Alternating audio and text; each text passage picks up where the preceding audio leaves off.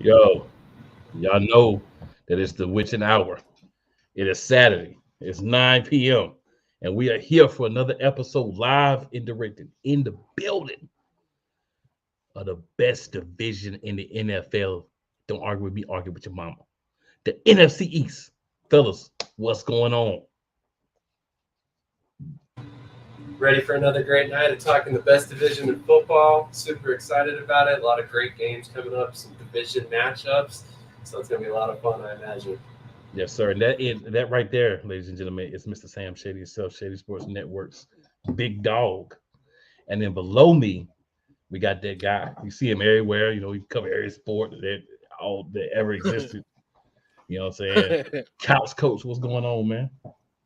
I'm good, man. I'm good. I'm here. I survived, the trade deadline, so I am still a member of the Washington Commanders. Thank you, Josh Harris, for saving me, and I'm thankful to be a Washington Commander. After October the 31st. So I'm here. I got a funny story for you, couch coach. I'm here for it. So I went to the game last week, right? Mhm. So I was tailgating with this group that tailgates right by where all the important people come in. Yeah. So Josh Harris pulls up. He looks directly at me and says, "Hmm." I look at him and say, "It ain't my fault." And then the rest of the people around me started laughing. And then he took like a couple of selfies with some of the guys. I said, "Good luck, but you know y'all gonna lose." And he was like, "Hmm." Yes. He's a man of the people. Yeah, he seemed like a pretty cool dude. And some of the other partial owners came through that way too. So yeah, they've been the group that I was tailgating with. A friend of mine that lives here in Charlotte with me. We go every year. He met them when they were doing like the renewal stuff and talking about the season tickets this year. Whole group of really cool people. And I'm not the arrogant jerk with the Eagles, because you never know about them. So I don't really run up in there like, yeah, we're gonna crush y'all by 30. I'm like, maybe, maybe not. We don't know. They may show up, they may not. So yeah, may show up half the game, may show up a part of the game, may show up the whole game, may not show up at all. We don't know yet. So Thanks. but it was fun, man.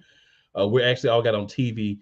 A lady that runs a show up there came by and was interviewing us all, just talking about the game, who we thought was going to win, and how we thought the seasons were going to go. So we just talked about a minute or two. We were not very long at all. But she wanted to get me because Eagles fan. I was the only one there. It was cool, man. It was really a good experience, and you don't get to do that too often. Got a few pictures. Lost my voice for like a day and a half. Had to drink like 2 cups of tea with honey to do my Monday night show, but I made it through. But yeah, man, it was really fun. Even if we lose, it's lost. It's good because all you Yep. heard was Eagles chants and then F Eagles, F the Yep. Eagles, and yeah, it's great, man. Loved it. And of Yeah. course, when you win, it's always a good thing. So, Back. with that being said, got some things we're gonna discuss tonight, right? We got to review the games from last week. So we had the New York Football Giants take on the New York Jets. Jets, Jets, we'll say. So, Sam, I mean, we know we don't have our Giants guy not able to make it because of, other situations. So, Sam, couch coach, what are y'all thoughts on the Giants Jets game? I got to be honest, I think this one fell more or less how I expected it to. Ultimately, I expected the Jets to come out of this with a victory. No offense to the Giants, but I really like what the Jets are able to do on complementary football. So, they're running the ball really well. They're playing really good defense. Their special teams is, not making a lot of mistakes, making some big plays here and there, giving them good field position on offense. And Zach Wilson's doing just enough to win these games. So, kind of exactly expected this outcome, especially the low score. I didn't expect this to be a shootout by any means, and basically it came down right about what I would have expected. What about you, couch coach? Yeah, it was an ugly game. It was one of those where it's just, hey, we think this is going to happen. The Jets did pull away in this victory, and they're kind of rolling at this point. Obviously, with the back-to-back NFC East win. So, yeah, it was ugly. It was an ugly win, but hey, you just got it done. And I don't know, as far as this, both teams in the same building kind of, format. It's always interesting when the Jets and the Giants play. I know usually they do it in the preseason, but the regular season definitely was a very odd kind of scenario. But hey, Yeah. So I got to be honest, man. It did go kind of how I expected, right? Like the Giants are really bad this year. I hate to see it because it takes a little shine off the division when one team is just really that bad. But I mean, I did call in the preseason because I just saw everything not falling together. I saw Saquon not staying as healthy as he did last year.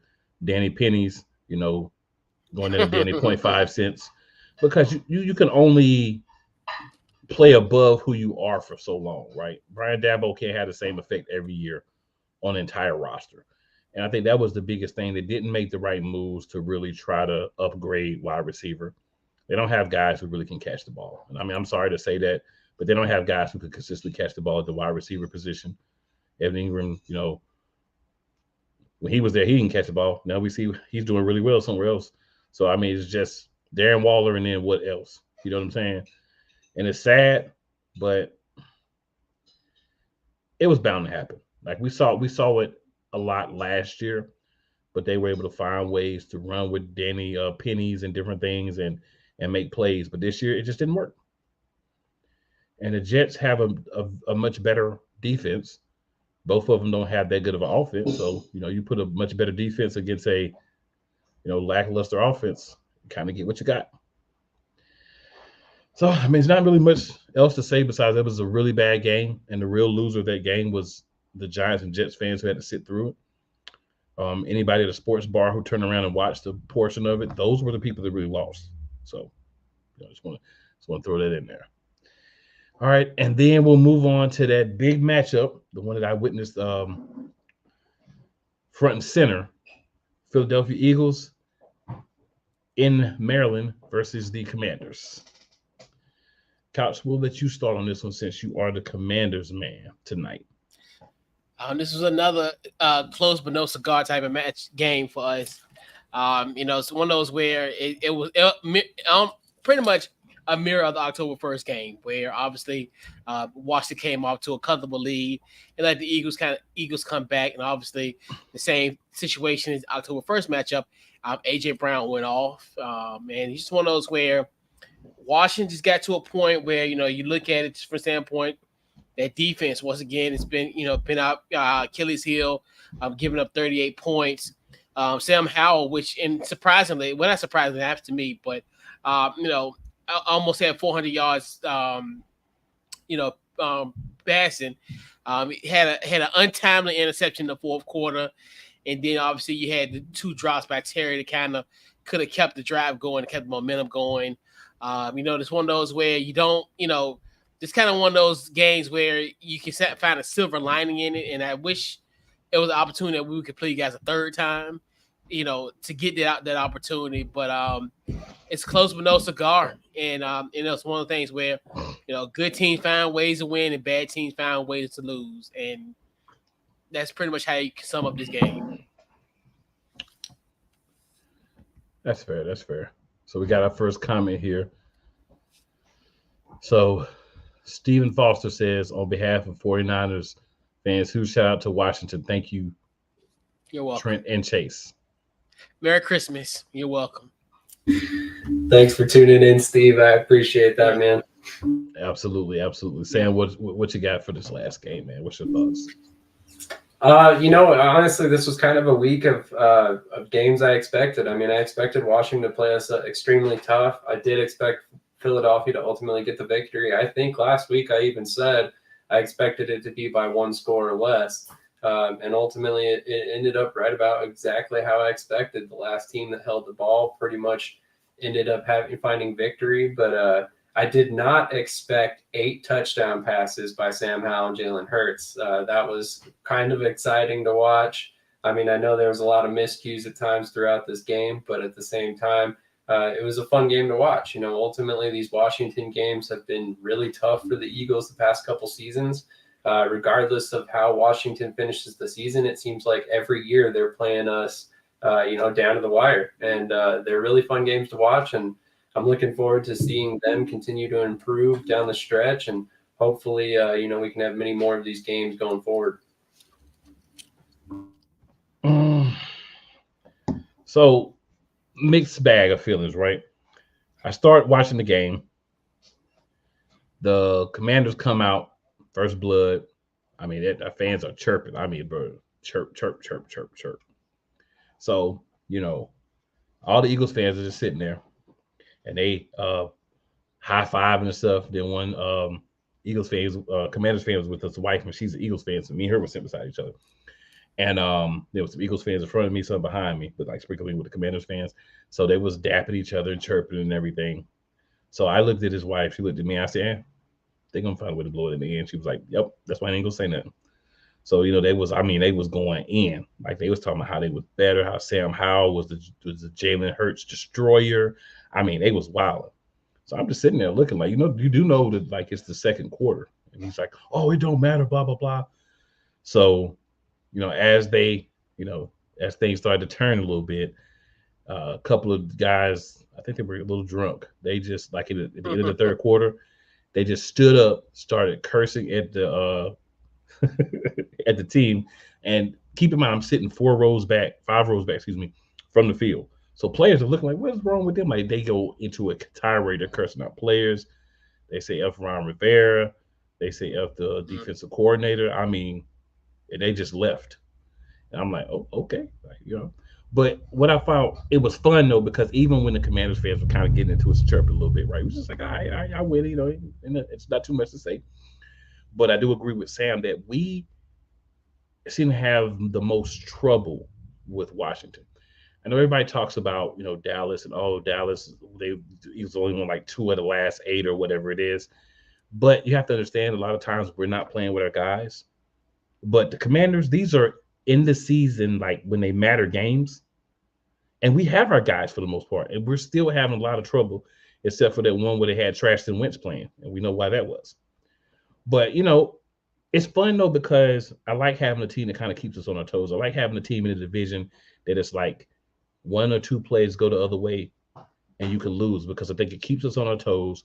It helps us stay sharp, right? It helps us kind of be ready and understanding any week we can lose. If the Jets didn't teach you that, the 2 games against the Commanders should have, because we could have lost both of those games easily. Disappointing to start, disappointing the fumbles, disappointing the fact that we still run Gainwell too much in the red zone.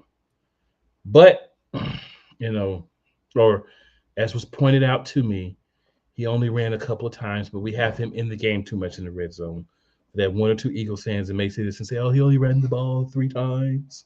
Yeah, one was a fumble.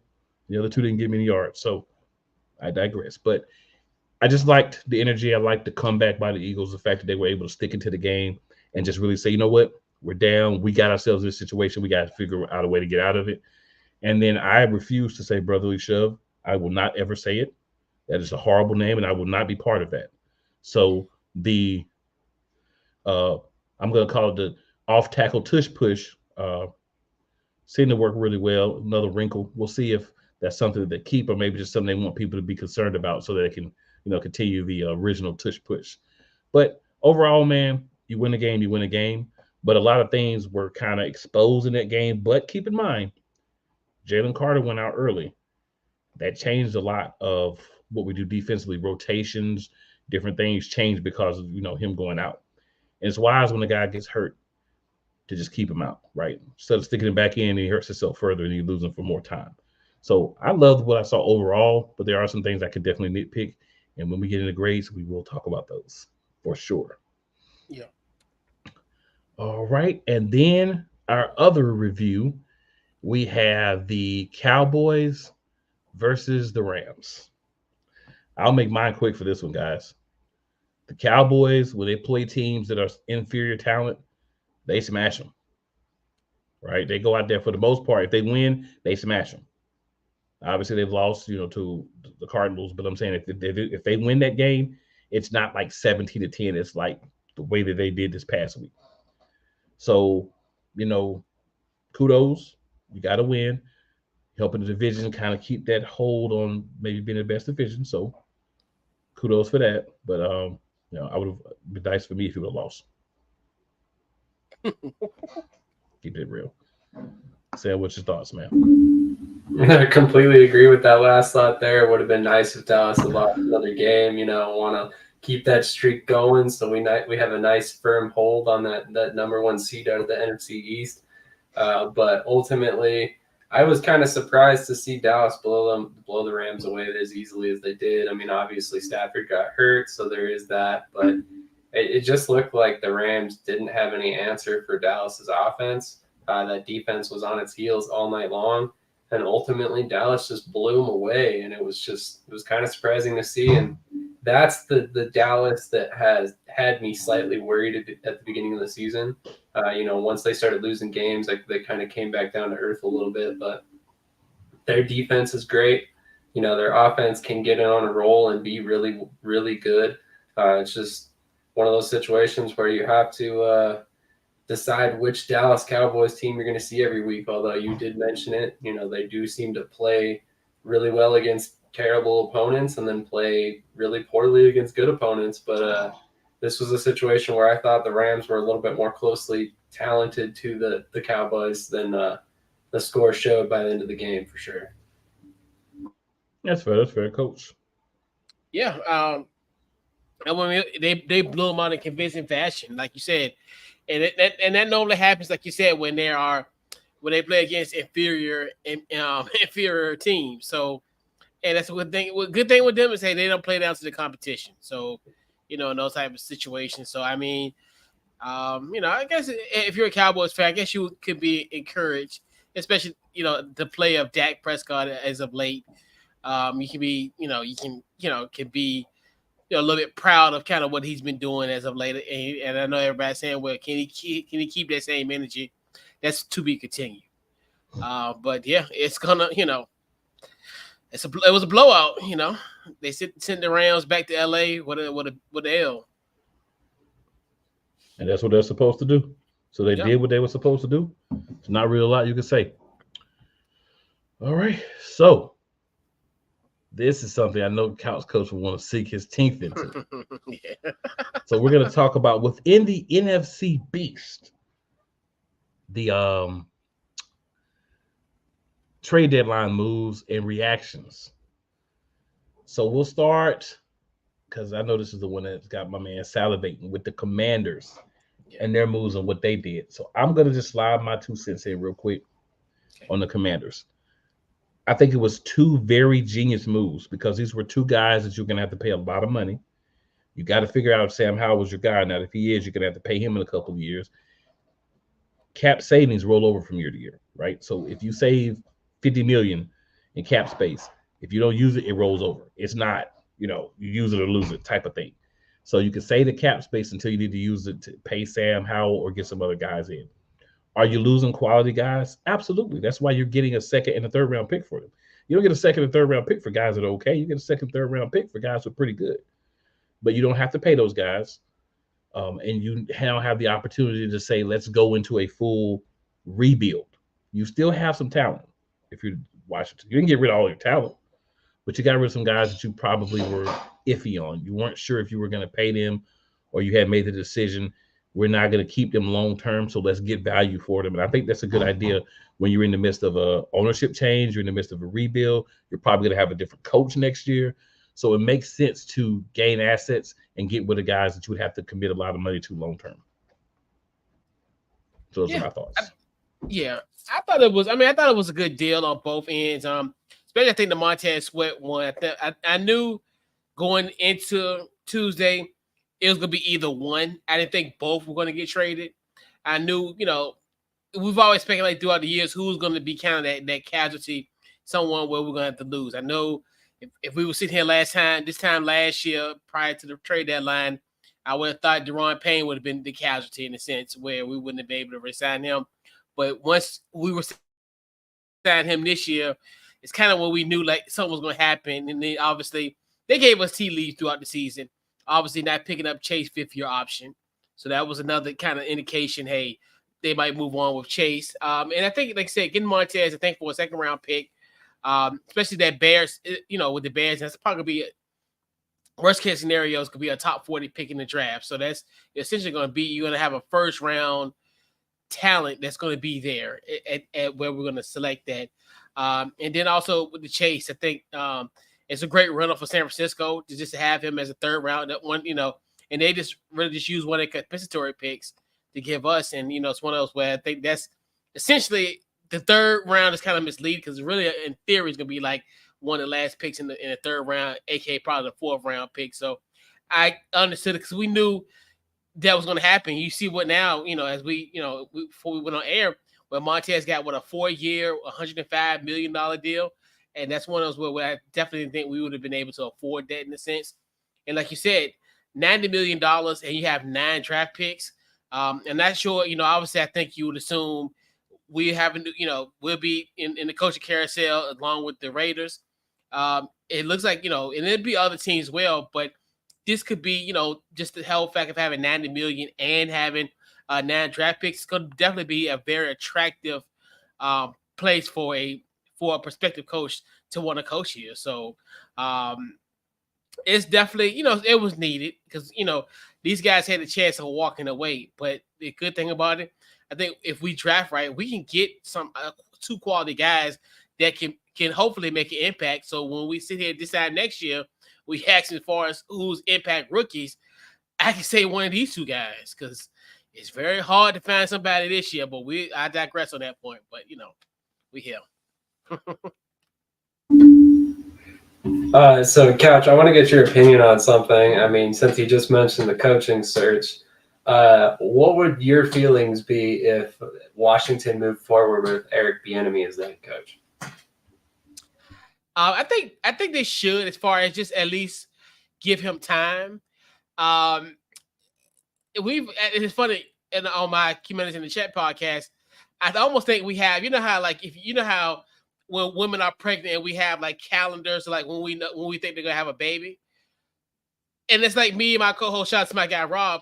It's almost like every week we think, okay, if we lose this week, okay, then I'm thinking to myself, if he survives, do they get rid of him after Thanksgiving and we have 10 days between Miami, or do you keep him? We got a bye week in week 14, which is like December the 10th.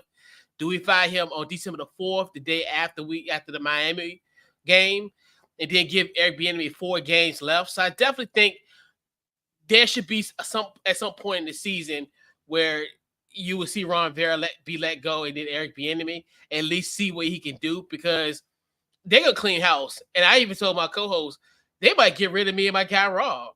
They're gonna clean house. I mean, everybody in that building is not safe. So it's to a point where he's gonna clean house, and like you said, hopefully Eric Bieniemy gets a shot, because that's gonna be his opportunity to audition somewhere else. So like, hey, if he did great the final 4 games of the season, especially we got teams. You think about it, after the bye, we got the Jets, who I still think could be fight for a playoff spot. The 49ers. We had the Rams, the 49ers. Jets, 49ers, and then the Cowboys. So if he has great shows in those 4 games, it'll be a great springboard for him to get some more interviews. Because I think even if he does do a great job, I think they just go clean house, and it'd be a good way for him to audition somewhere else. 100%. I'm kind of hoping they do give him an opportunity to be the interim guy. I know it's very rare that the interim coach ends up getting the full-time job, but I think Bieniemy definitely deserves that shot, and maybe that's how he eventually gets a full-time job as a head coach. But it'll be interesting to watch. As far as those 2 trades, man, I was shocked to see Chase Young out of Washington for a 3rd-round pick, especially to San Francisco. I know it's unrealistic to think that they would have traded him to the Eagles, but man, I would have taken Chase Young in a heartbeat for a 3rd-round pick, all day, every day, twice on Sunday. Honestly, I'm shocked that he was gone for that much. Montez Sweat, same thing. I think that's a very, very high 2nd-round pick. So that's really good value for him for Washington. But at the same time, I did not expect them to trade both of those guys. That was very surprising to me as well. I, like you, Coach, I was honestly looking at Deron Payne, some of the more expensive players that have already signed those big money deals and are coming up on the end of them. That don't have a whole lot of guaranteed money left as the trade candidates, but they went the other way with it, traded the younger guys that had more value, arguably. And, it'll be interesting to see how everything pans out and who they get with those draft picks, because they might end up better off the way they did it, especially in terms of the cap, with the way everything shakes out next season. It's going to be very interesting to watch. Yeah, and Washington will also be a team that people will want to possibly go to because they see positions open and availability and money to be spent. So if you can play it right with young guys as well as ascending talent that you can go out and get free agency, Washington could be a problem in the next couple of years.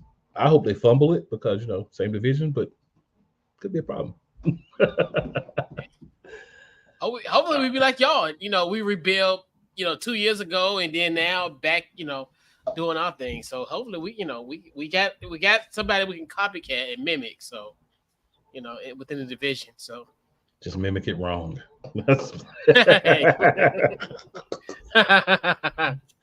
All right, so then we'll touch on the other team in the division that traded a player away who ended up being a seller. Well, one of the other teams, I should say, in the New York Football Giants. So, guys, what are your thoughts on the Giants and them making the move to get rid of Leonard Williams? I find it funny. They traded him to a team they're gonna play this week, so it's very odd. But yeah, the Leonard Williams trade, that was kind of where it was weird how that happened the day before. Washington did their trades. It's a solid move for the Seahawks. I mean, this is kind of one of those where they, I think they're a playoff team in a sense, in my personal opinion. So, I mean, you get a pass rusher like that, those guys, we talked about Chase, Montez, another one that don't really grow on trees as well. So it's a great pickup for him. I would completely agree. I think it's a great pickup. They've been lacking that interior presence at defensive tackle for a while now, and they finally get that guy who's a premier force in the center of this defense. But I think your point about them playing Seattle this week is very hilarious. Like, you don't ever see trades like that, but it's going to be interesting to watch that. Watch him get a victory against his old team this upcoming weekend. But ultimately, what I thought was kind of surprising about the whole situation is Leonard Williams gets traded again. This guy's been in the league 8 years? He's never touched free agency. He's been traded twice, been 3 different teams. It's just crazy to see that he continues to be traded like that. It always kind of fascinates me to see players that just bounce around but never hit free agency like that. Yeah, it is interesting. For me, I would also say, actually, Scrub. Oh yeah, that's right. That's right. They play. I forgot. Yeah, that's right. That's right. Yeah. So Scrub says, "Salute, gentlemen. What up, Scrub?" Yeah. And then Scrub says, "Giants get back good draft capital and Seahawks get a good D lineman." I mean, sums it up for me. That's right. Then, they play the Raiders. He said they play the Raiders on Sunday. They play the Raiders. But they play the Seahawks a week or two. I think they play the Seahawks after that, though. Right? I mean, they do play them this season, right? Yeah, I think they might have already played. You know how they already played? No. Yeah, we can look it up and find out. But yeah, that's I think they might have already played. Yeah, that's right. They played on Monday Night Football. My bad. Yeah, that's right. They played on Monday Night Football. Yep. Yeah. So yep. Oops. All right. Look at Scrub with the fact checks, Mr. Facts. Yeah. Yeah, that's right. Oh yeah. They played them in week 4, and the Giants won that game. Yep. Well, Scrub, I mean, in all fairness, I would just say there's been quite a few games, so it's hard to kind of keep them separated. But I appreciate you correcting the. For sure, yeah. Because I know I was thinking, I forgot. Because that's right. Because Antonio Pierce, I got the Antonio Pierce thing kind of mixed up as well too. Because he'll be coaching against them. So. Scrub saying ain't playing no games. We bad. We already lost that game. So yeah, man. So we'll move over to the Philadelphia Eagles. So a little bit of both. They traded Kentavious Street, but we did get in Byard. So, kind of back and forth. I would say what we got back was definitely more than what we sent out. So, Sam, we'll start with you. What do you think, man? Oh, I mean, I've spoke about it here before. I think Kevin Byard's in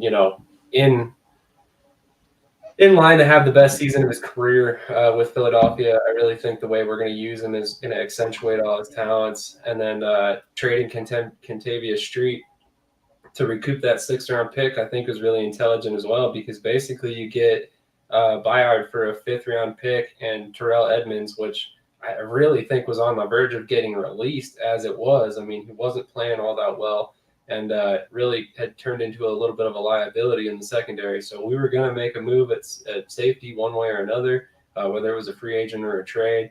So actually shipping out Edmonds in the deal made a lot of sense, especially because he's played in Tennessee before. So just realistically, I loved both of those trades. I thought they were great moves. We get rid of Kentavious Street, who really didn't do anything for Philadelphia, and we get decent value for him in return.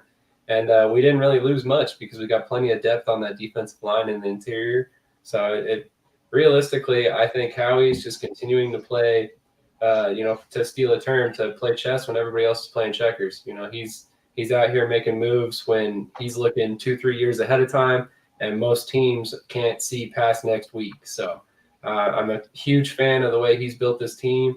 I think he's going to continue to put us in a great position to be competitive for many years to come, and it's because of moves exactly like these. Yeah, flipping Edmonds and a pick for Byard. Definitely love that move. Honestly, I didn't even. The only reason I knew the name Kentavious Street on the roster is because look at the depth chart I got. This is not a guy whose name I remember ever being called for making a tackle this season. So to flip him for anything is a win.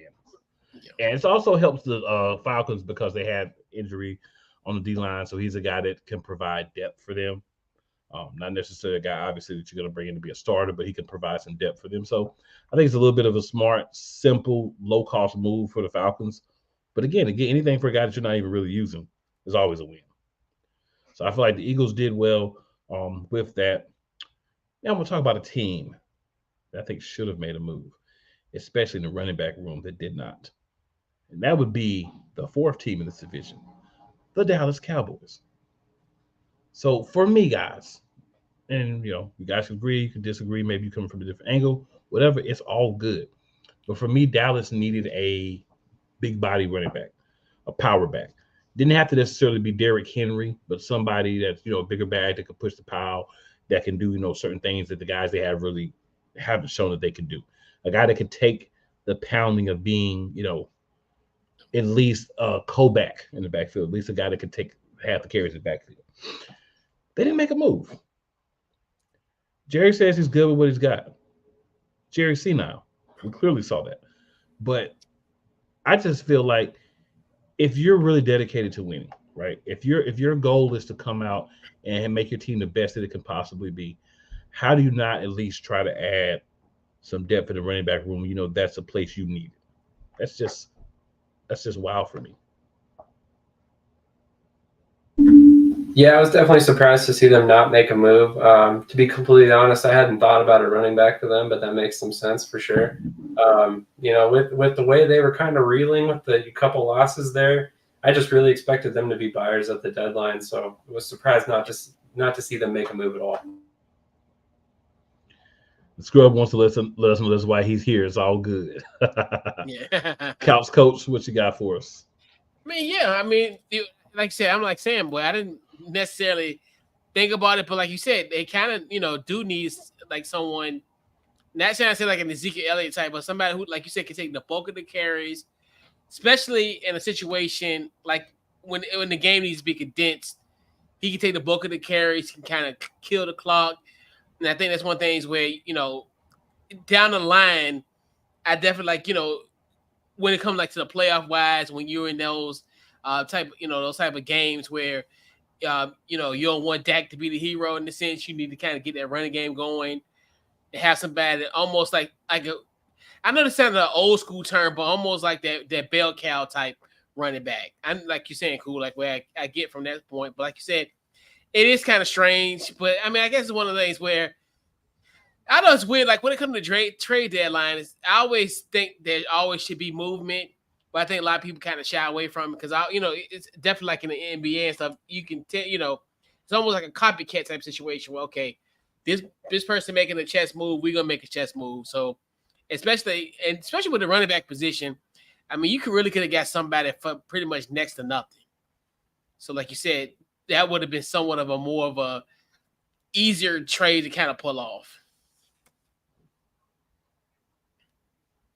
Yeah, I mean, it's just shocking. Like, bruh, you got to make the moves when you're right there on the cusp.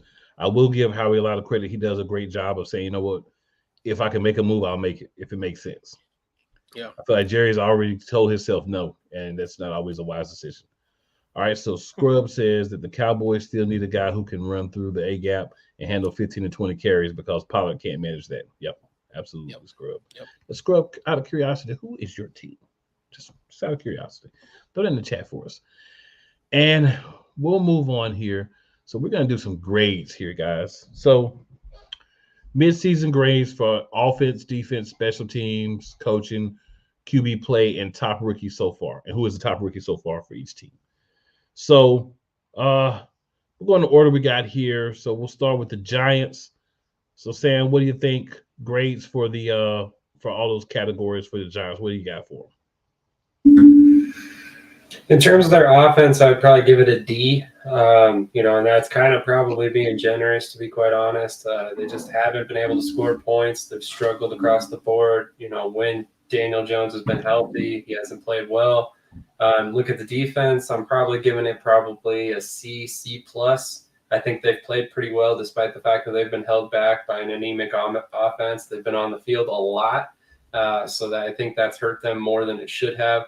Special teams, probably about a C again. I don't remember any, big, huge plays that they've made so far this season, but they really haven't hurt the team as well. And then coaching, I feel like this season, despite the fact that Brian Dable got tons of accolades this past offseason because of what he did with Daniel Jones in year one, I don't think people really looked at the statistics because you look at Daniel Jones and he threw, 15 touchdown passes last year? Something like that. And everybody was talking about Dable as the second coming. Don't get me wrong. He made Daniel Jones look better, and he deserved every accolade he got that coming his way. But I think everything kind of coming crashing down to earth there.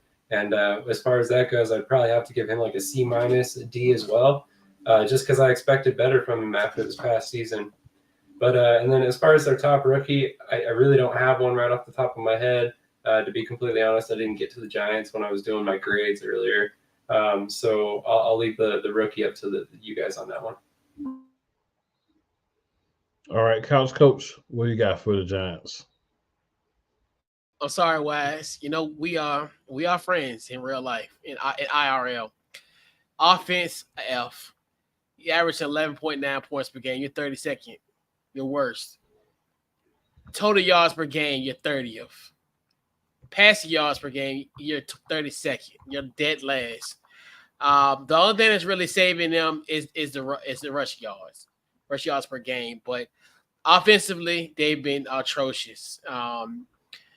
Defense, I'm gonna give them somewhat of a C-.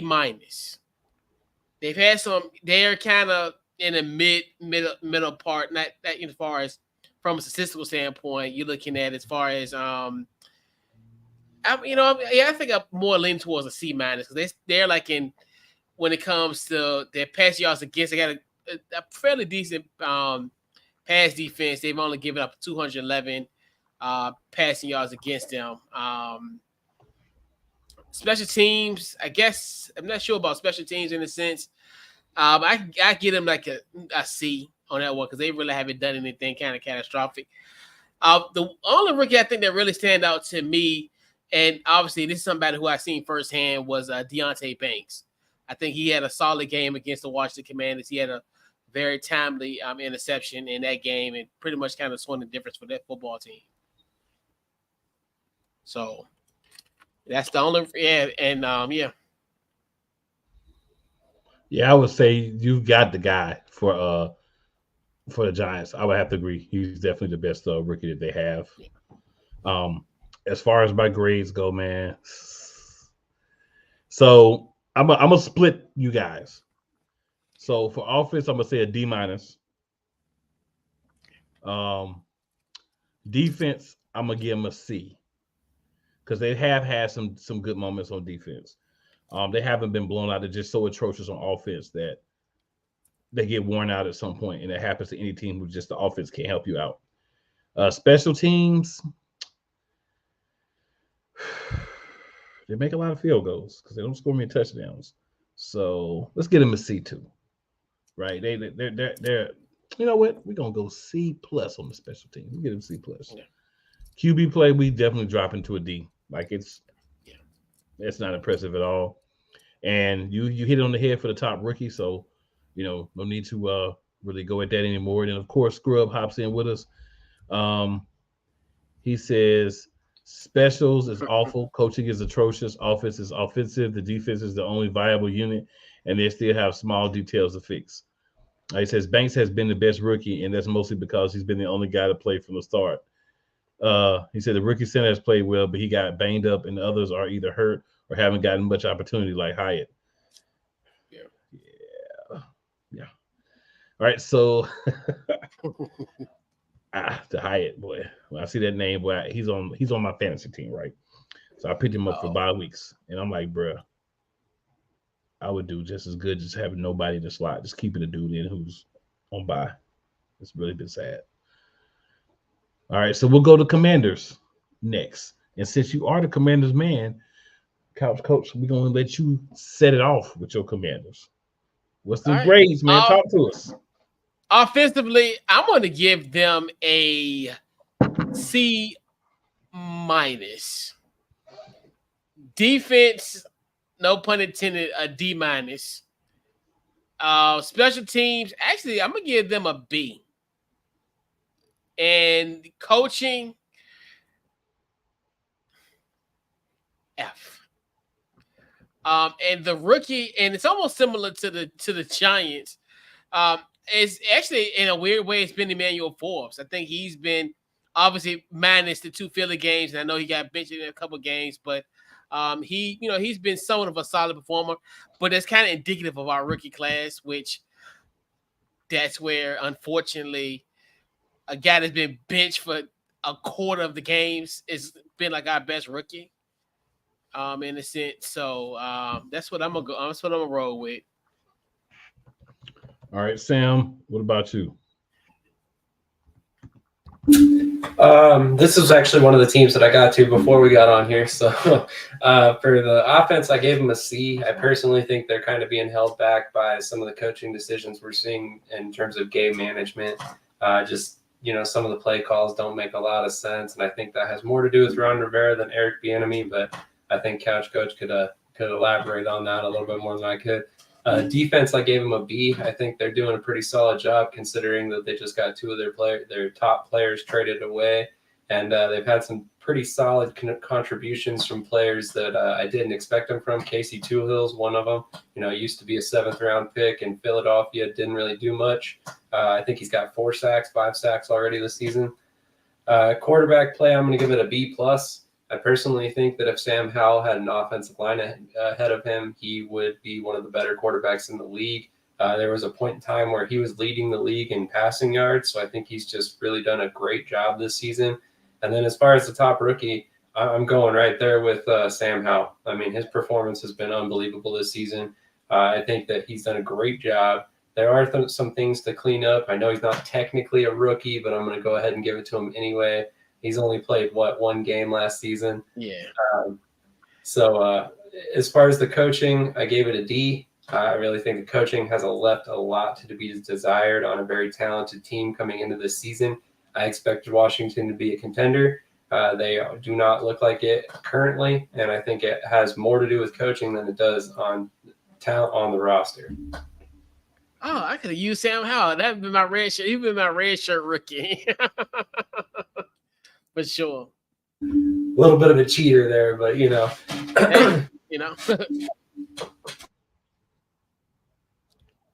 on Forbes, yeah. I'm not gonna cheat like Sam. I'm kidding, Sam. I'm kidding. But for grades, for the offense, though, for the Commanders' offense, I'm actually going to give them a C. Defense, I'm going to give them a D plus. I'm gonna give you a plus, a D plus. Special teams, I agree with you. I'm gonna give your special teams a B because they have played actually really well. Coaching as a group, I'll give you a D. Head coach, I'll give you an F minus. Yep, that's what hit. That's what I was going based on. Yeah. QB play, I'll give you a C because Howard has had some very impressive, games. The run game's been, I wouldn't say it's been a big part, but it's been something that's helped you out a lot, and it can expand if some other things clean up, like the offensive line. So yeah, that's the grades I'm gonna give the Commanders. E Money in the house. E Money says, "Go Birds, go Birds." Yes, sir. So we got two teams left, y'all. Do we want to talk about the Eagles first or the Cowboys? I'm gonna let y'all decide. I kind of want to talk about the Cowboys, ironically enough. Let's go. And hey, set it off, Sam. All right, so I'm going to give their offense a B. I'm going to give their defense an A. I think their defense has been unbelievable this season. I know it's come against some inferior opponents, but there was points in time where they shut teams down. Special teams, I'm going to give them a B plus. They've been extremely solid, made some big plays. Their kicker, Brandon Aubrey, has been amazing this season. Coaching, C plus. I think it's held them back at times. I really think they had a lot of room for improvement, and they realistically could probably be undefeated right now if it weren't for that coaching. Quarterback play, I gave it a B. And then as far as their top rookie, somebody might consider this a cheat, but he is technically an NFL rookie. I'm going with Brandon Aubrey, the kicker. He's missed one extra point all season long, made all 18 of his field goal attempts, and his only real experience kicking at any level prior to this was with the USFL for 2 seasons. So just pretty impressive to see him transfer over from the USFL, which is obviously a lower level of competition, to the NFL and continue to do exactly what he did in the USFL. I know kicking is one of the few positions that makes that transfer pretty easy, but still his transition has been impressive. So we do know that Sam be cheating. Y'all know he be cheating. So he's an NFL rookie, man. Come on. Boo. So Scrub Zero says Washington's only good coach is Bieniemy. Rivera and JDR are sorry. So overall is a D. Offense C, defense D, specials B, QB play C. Then E Money, right on time. Love to see it. Says Cowgirls trash. E Money, you said it. I am not going to dispute you in any way, shape, or form, my good man. Couch Coach, what you got for the Dallas Cowboys? I'm being professional since we're talking. So Dallas offensively, I'm gonna give them a B minus. I'm gonna give them a B minus. Defense, I'm gonna give them a C. Special teams, I'll give them a B. The quarterback play, a C minus. Coaching, I'm gonna say a C minus. As far as rookie, I don't have a rookie that has like kind of stood out for them off the top of my head. So I thought about this. I'm going to give it a special team. Well, actually, let me go in order. I'm about to get out of order again. My fault, y'all. So offense. I'm going to get an offense a C plus. I'm going to get a defense a B. I'm going to get a special teams a because their special teams has actually been their best unit in my opinion. Coaching, I'm going to give them a D. QB play, I'm giving him a C minus with Couch Coach. And then the top rookie, he hasn't done a lot, but he is a actual rookie, Sam. Bossy Smith. He's had some decent play in different places. Like last week, he got some more snaps, had a couple tackles. So he's kind of at least coming along. He's not standing on the sideline with his helmet on top of his head laughing the whole game. He's actually getting in the game and playing something else. So he had to stretch a little bit. So I get it, Sam. He kind of had to stretch because not a lot of production from the rookies so far. Yeah. And I know what Sam wanted to do. He wanted to say the best for last. I know that's what he wanted to do. So, Sam, take it away. So, obviously, we're going to go with the Eagles now. So, I'm actually going to give their offense a C plus. I'm not impressed with the play calling, as is nobody else who's an Eagles fan currently. There's been a lot left to be desired there as well. Defense, I can't go any higher than a B. I cannot do it. And honestly, that's probably pretty generous because they've allowed some offenses that were less than stellar come in and score a lot of points on us. And I really honestly was surprised to see it. Our special teams unit, I give it a C. And honestly, this is more because of the kicking game than anything else. I think they've been doing solid, but our return game just seems to have no juice. We had one big return by Covey, however you want to say his name. And honestly, I don't know. I just don't like the returners we have. I'm not a big fan of either one of them. And ultimately, there's been some moments that left some head scratching for sure. Coaching overall, I'm going to give it a C plus. I really like what Sean Desai's done overall. I really was excited to have him come in and kind of change up the defense. I was a little upset when the defense ended up very similar to Jonathan Gannon's scheme, but he's been doing pretty well this season, and he seems to know when it's time to use man coverage and not back our cornerbacks off. So definitely excited to see that. Quarterback play overall, I think this is probably going to be the shocker of the night for everybody who realizes I'm a huge Eagles fan, but I'm going to give Jalen Hurts a C.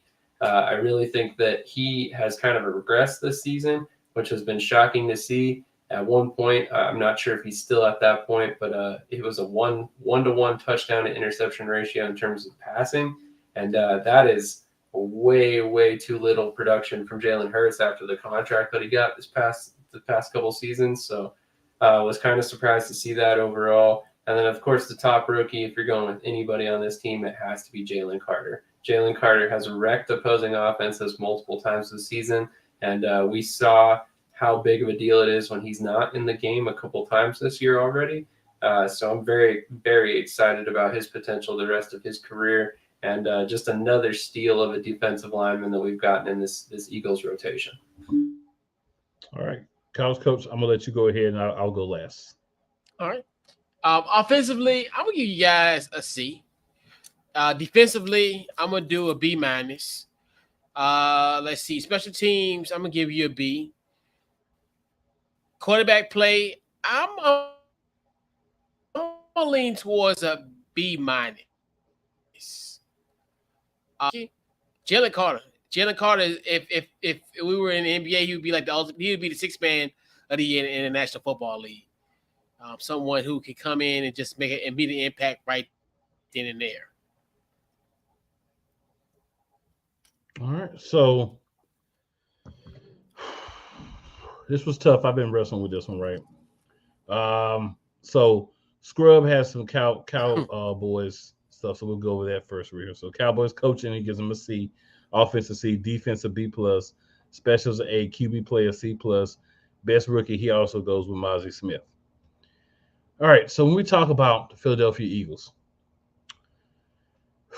so offense, I'm going to give them a D because we turn the ball over way too freaking much, and it's not just Jalen Hurts. It's been a problem with the offense as a whole. Defense, I'm going to give us a C minus. Sam said it best. We give up too many points. They're lucky they don't get a D2 because they should be a lot better than this, so they're lucky that I'm a fan. You see in the background? See the hat? Like, they're lucky they even get a C minus. Special teams, I can't go above C because that – actually, I can go C plus based on the fact that our freaking kicker is amazing. We do well on the coverage side of special teams, but that blame return side. Oh.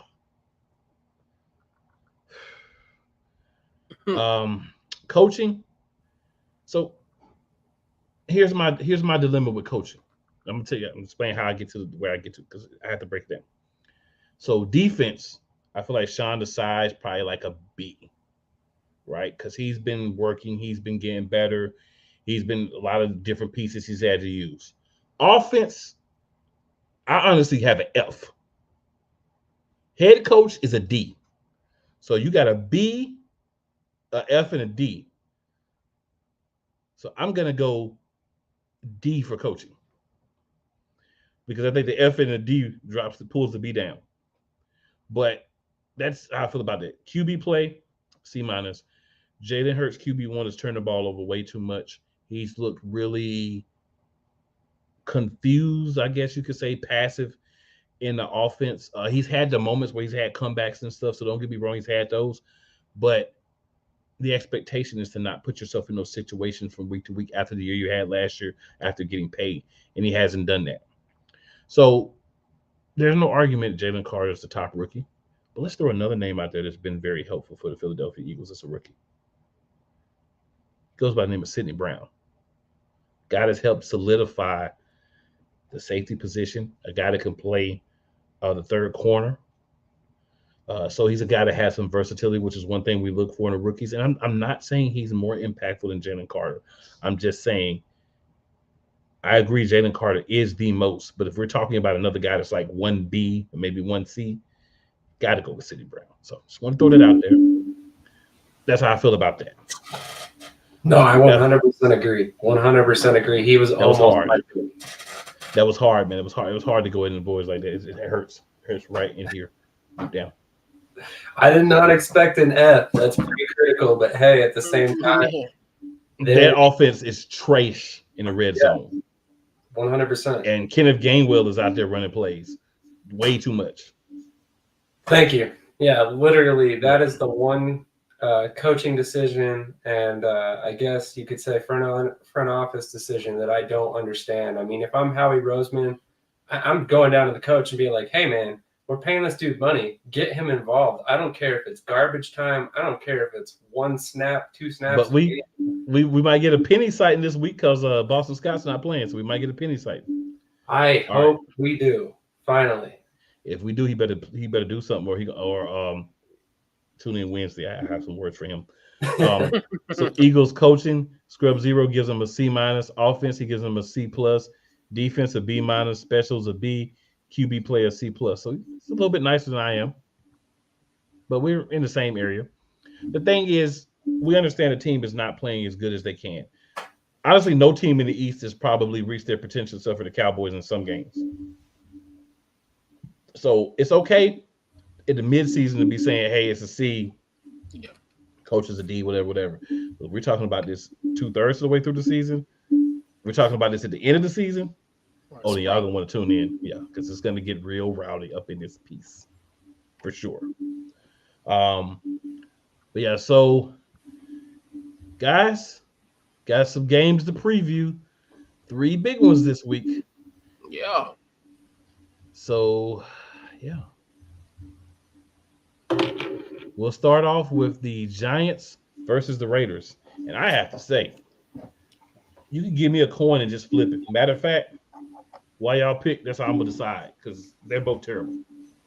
So, Sam, who you got? Oh, my Lord. This is a tough one. This is definitely a tough 2 one. out of 3. All right. Man, right here, y'all. Raiders. I'm going with the Raiders. The coin says the Giants. The Raiders were head, and the Giants were tails because the Giants are yes. So the coin said the Giants. Who you got, Couch? Yeah, give me Aiden O'Connell and the Las Vegas Raiders. Antonio Pierce gets his first win as a head coach. All right. So against Scrub his says former team, no less. His former team, yes. And he won a Super Bowl. Yes, indeed. Scrub says, nah, the Giants hit their potential there. Sorry, team. Aiden That's O'Connell. cool. And he says, I got the Raiders winning this game. I'm gonna go against the coin. I gotta go with the Raiders too, y'all, because I mean it's the Giants. So I kind of played both sides, but that was fake. That was not my actual pick. My actual pick, I'm gonna go with the Raiders because the Giants they don't have it. They don't have it. Like they can't move the ball. Like they just don't have it. And it's sad to see. Like it's not even funny. I'm not laughing at them. It's not funny at all. Yeah, it's very sad. Tragedy. I just don't have it. All right, so then Couch, you know who next? Yeah. The Commanders versus Whack and Cheese and the Patriots. Yeah, man. Very interesting game. Both eerily similar offensively. Also, a Harbor running game. But the Washington Commanders will win their first game in Foxborough since October 13th, 1996. It's been a long 27 years. Come on, guys. We got to bring it home. I'll go Commanders as well. I have no faith in the Patriots unless you guys have been running the same plays all year and you let them sneak into the stadium and record from some weird angle up in the corner. Unless they're doing that, they don't seem like a very good team. I think the Commanders, the thing with the Commanders is I see a lot of similarities, but there's one big difference. Sam Howell is a quarterback that should be starting in the NFL. Whack and cheese, I'm not sold on. So I think that difference is a big difference in the game and why I feel like the Commanders are going to get a win. And plus, if there's one team I hate more than anybody in the NFC Beast, it is definitely the Patriots. Yeah, man. Shout out to Michael McCorkle Jones. And then Scrub says he's got the Commanders. Pats are done. I hope so. And Scrub says whack Jones for the L. Sam, who you got? It's a sweep. It's a sweep. It's the Commanders. Oh boy! All right. Dun, dun, dun, dun. And this should be a Sunday night football game. Real talk. Or at least a Monday night football. It should definitely be a Monday game. The only reason it's not a Sunday night game is because there is as good of a game on Sunday night. I will give them that. True. But Monday night, that is trash juice. Yeah. Yes. The Monday night game is the bottom of the trash can. After you've been there, like say you've been living in the house 3 or 4 years, you had all that juice like soaking the bottom. And then you had like stuff you put in there, rainwater and snow and whatever. And it's just like real putrid in there. That's the Monday night game. Yeah. 3-day-old Chinese food. Yeah. And then you have some of the Chinese food that's getting the seat down in there and been in there for like a year. It's sticky. That's the Monday night game. Yeah, that's the Monday night game. Yeah. All right, so Cowboys coach, you're the only one here that's objective.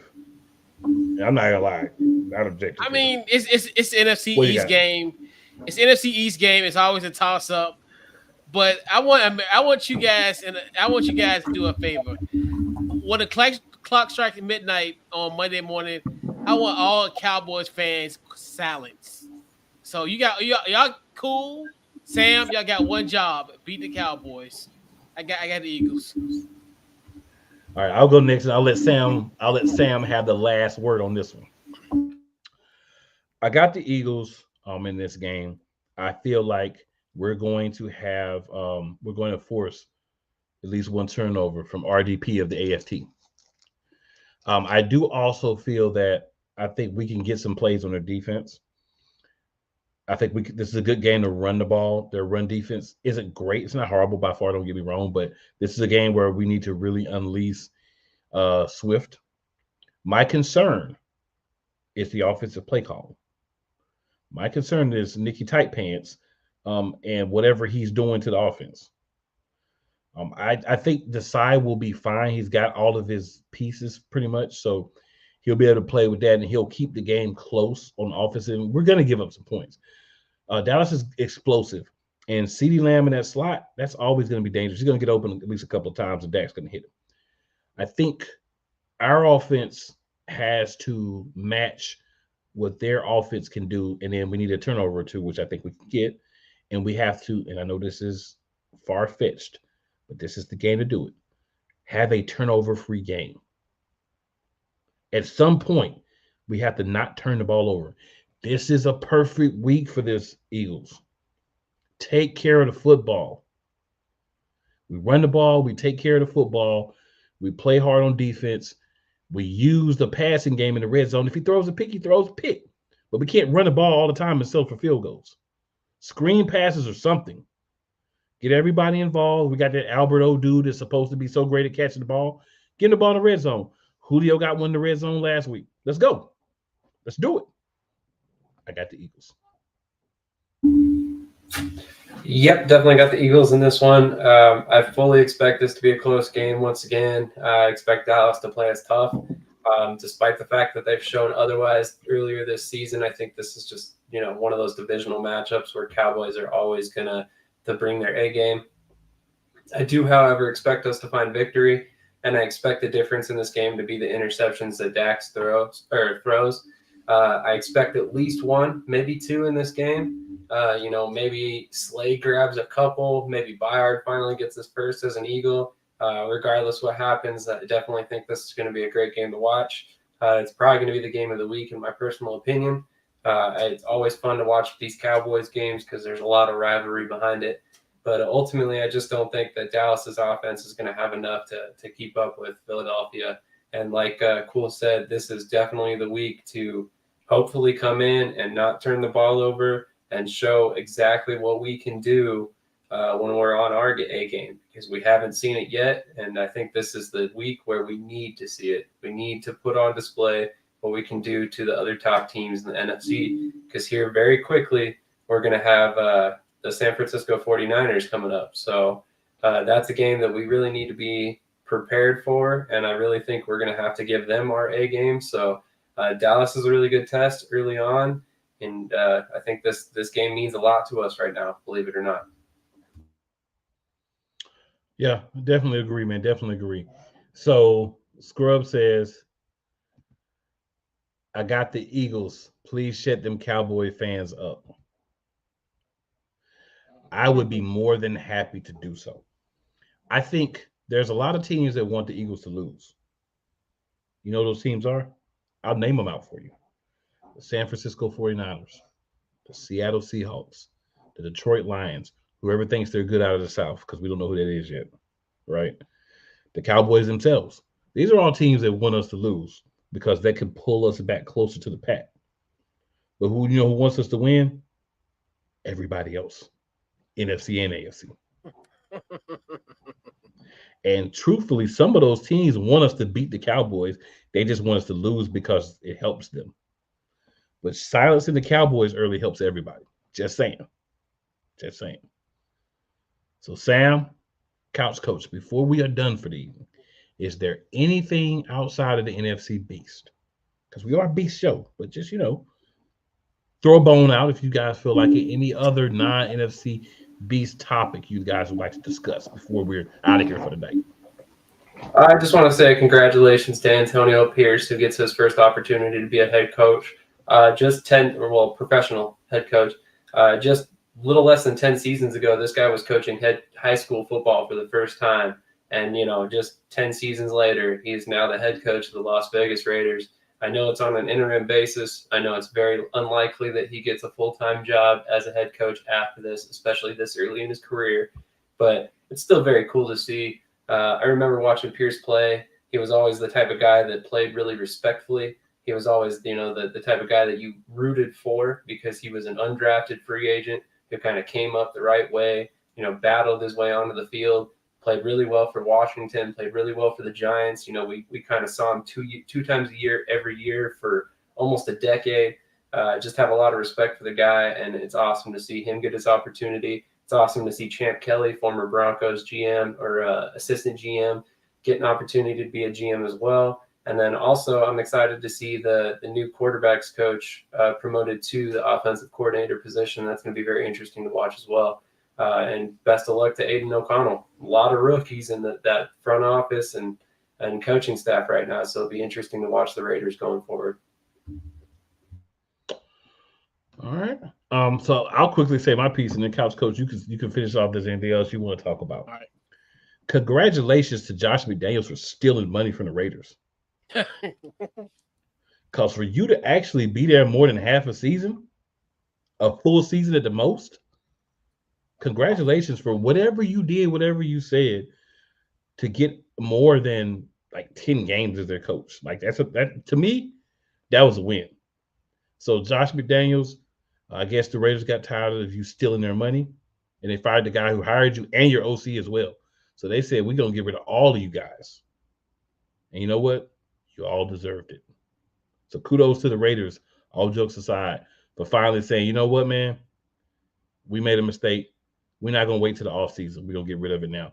And Scrub Zero says it best. Raiders were goofy for not just giving him a job. They bought it on themselves. That is true. That is true.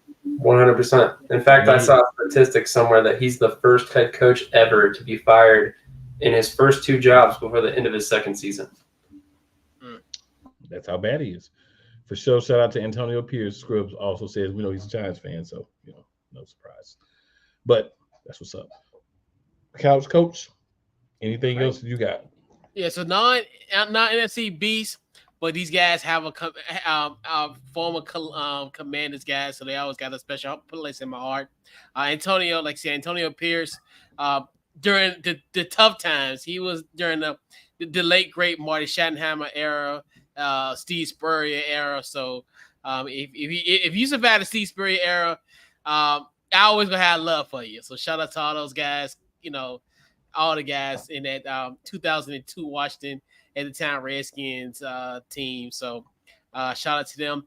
And then also shout out to Kirk Cousins, man. It was very disheartening to see. It was kind of, him having that surgery. He did have successful surgery on Wednesday, and just hoping that Kirk Cousins recovers very well from that as well. And just hopefully he'll be back and better than ever. Really, really disheartening to see Kirk Cousins being injured, tearing his Achilles and that.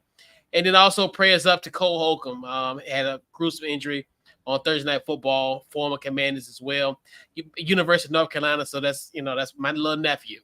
All my UNC guys, they my little nephew. So prayers up to him. And yeah, man, that's my non-NFC but Commander alumni update. So arrow. There's not much to say behind that. All right, so couch coach. Then Sam, let the people know where they can find you. All right. So basically, Wednesday nights, catch me on Couch Coach Live, 8:00 Eastern Standard Time. Social media, Couch Coach Live, Facebook, Twitter, X, all that. Couch Coach Live in the website, couchcoachlive.com. Thursday night, Commanders in the chat, 9:00 Eastern Standard Time. Social media, Commanders ITC, Facebook, Twitter, Instagram, YouTube, and all that. I'm here on Saturdays representing the Commanders on NFC Beast at 9:00 Eastern Time. You can catch us on the BS3 network. And then also, I also have it on my Couch Coach Live X page. So check us out there. And this is the website, couchcoachlive.com. Sam, tell the people where they can find you, sir. Primarily on YouTube, but we also have a website as well, shadysportsnetwork.com. We have articles coming out basically a couple times a week, every week, trying to get to the point where we're once a day, every day, but a lot of work. Definitely very excited to be on this show once again, second season in a row. Always love coming on and chatting with you guys for sure. It's been a fun project to be a part of for sure. And then you can catch me every Friday morning on Snowman in the Morning. You can also catch that on Shady Sports Network every weekday. So we'll say Monday, Monarchs of Wrestling, 6:30 p.m. EST. That's either Shady. That's on Shady Sports as well as playcallersportstalk.com/live. Tuesday, NFL Matchup Madness. We're going to be switching things up. We're going to be 8:30. And we're going to be bringing it to you a little different, a little more funky moving forward. So tune in for that. That's on playcallersportstalk.com/live. Wednesday nights, Eagles Elite. I really don't even need to say nothing else, but Eagles Elite podcast, 8:30 p.m. Eastern Daylight Time. We're talking all things Philadelphia Eagles. As we get to the playoffs, we'll start talking about some of these other teams that might try to get in our way or try to catch up to us or try to stop us from our manifest destiny of winning the Super Bowl this year. But, mainly talking about the Eagles. Thursday, Birds Deep, another Eagles podcast. Check me out on there as well. I always stream that on Eagles Elite as well. So Wednesday and Thursday, you can slide on over to youtube.com/@Eagles Elite Podcast. Check out both of those shows. Double take 2 times. Eagles, let's go. Friday, 10 a.m., WDJYFM.com. Or your tuning app, WDJYFM. Check out Play Caller Sports Talk Show. We also have our interactive show that's live Friday night, 7:30 p.m. playcallersportstalk.com/live. Of course, you can catch me here. But on Sundays, WDRB Media either WDRBmedia.com, Apple, or TuneIn app. You can catch Cool in the Game, brand new show. This will be the 3rd episode. It's all about sports. So we're talking basketball, football. We slide in a little baseball. We may even trickle in a little tennis, a little hockey, maybe, a little golf, all those things, man. Just, when big things happen, professional wrestling things happen. When big things happen, we'll talk about it. That's what we're Cool in the Game. That's what we do. Definitely check that out, man. New show. I'm excited about it. And that comes on at noon. So the hour before, when you get ready for your game and you're tired of hearing those clowns from the 4-letter, 3-letter networks feed you the same thing, come listen with your boy. And we're going to end every episode with NFL picks for the games for that week. So that's me. A lot of places, but we're going to trim it down. We're going to get it right. We're going to get it tight. All right. So appreciate everybody tuned in. Scrub, big shout out, man. We're helping carry the conversation in the chat. We're going to have to connect. And, we'll be back next week. We'll bring you another amazing, wonderful, fantastical episode of the NFC Beast. We're going to give you some more faces. So be ready. We've got a Cowboys gentleman who's going to be rolling around. We're working on Giants too. We're going to make some things happen because somebody's got to. Why not us? Nice. And with that being said, for me and for my co-host, Beast out. But I'm going to hit you with at least one Fly Eagles Fly. Let's go.